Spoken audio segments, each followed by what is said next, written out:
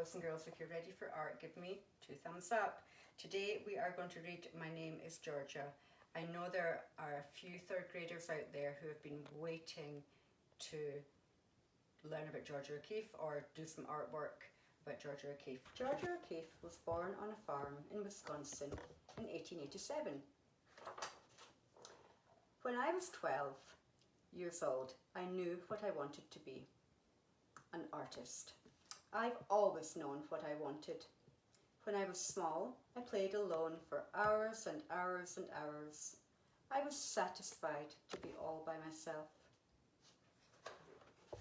I did things that other people don't do. When my sisters wore sashes, I didn't. When my sisters wore stockings, I wore none.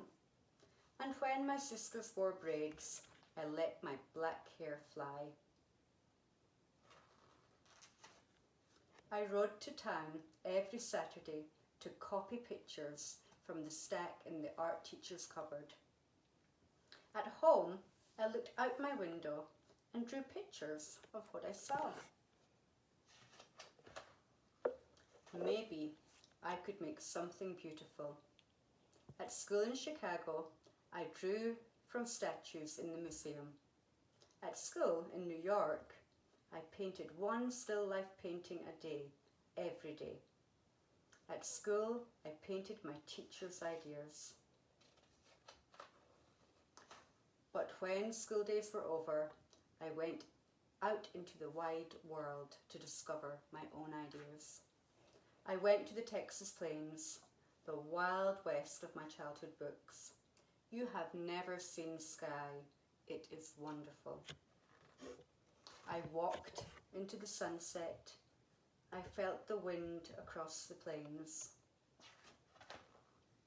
And I painted the sunset and the sky and the wonderful loneliness and emptiness of the place.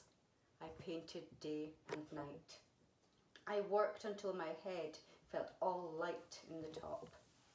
I have things in my head that are not like what anyone has taught me. Shapes and ideas. But I bundled up my paintings and went to New York City to be where other artists live. I walked down in the canyons of steel. I lived high up in the clouds and painted what I saw from my window. But sometimes what I saw from my window was the far away, calling me. I painted a garden in the city. I wanted everyone to see the flowers the way I saw them. I looked closely at the flowers. I painted a camellia. I painted it big so people would notice. I painted a Jack in the pulpit. I painted it big so people would see. I painted poppies and petunias and sunflowers and jimson weeds and irises and apple blossoms. My garden bloomed until everyone saw the flowers the way I saw them. But still, I looked into the sky. The distance has always been calling me. I went to the New Mexico desert, so far away that no one ever comes. I was satisfied to be there by myself. It was too dry for the flowers to grow, but there were bones. I gathered the bones, big bones, little bones, short bones, long bones, a cow's skull, a horse's skull, a ram's skull, and brought the bones home to paint. One day I held one up against the sky and saw the blue through that hole. I painted what I saw. I saw the sky and the red hills.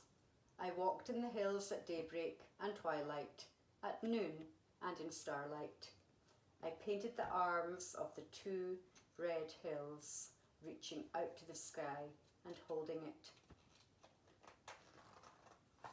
I painted the Pedernal Mountain in the far away.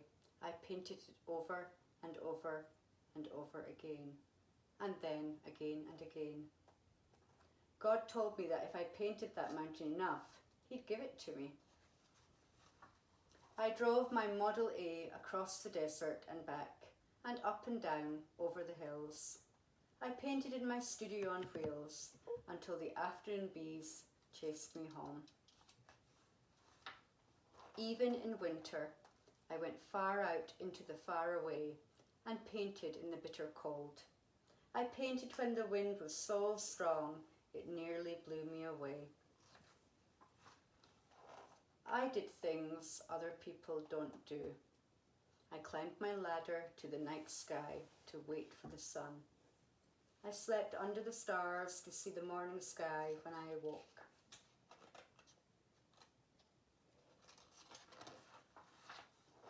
I stayed in the desert. My hair turned from black to grey to white as the bones. I still walked the red hills. My pile of bones grew, my flowers bloomed in the desert, and the pedernal was mine.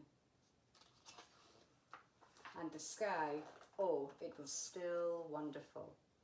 I painted the sky one more time. I painted my sky big, so people would see the sky the way I did. I worked from dawn to dusk, every day, for weeks and months. Then, as I painted the last cloud, the sun slipped behind the pedernal. I laid my brushes down, kissed the sky for me. Georgia O'Keeffe lived to be 98 years old. In museums all across the land, people see her flowers, deserts, hills, cities and skies the way that she did.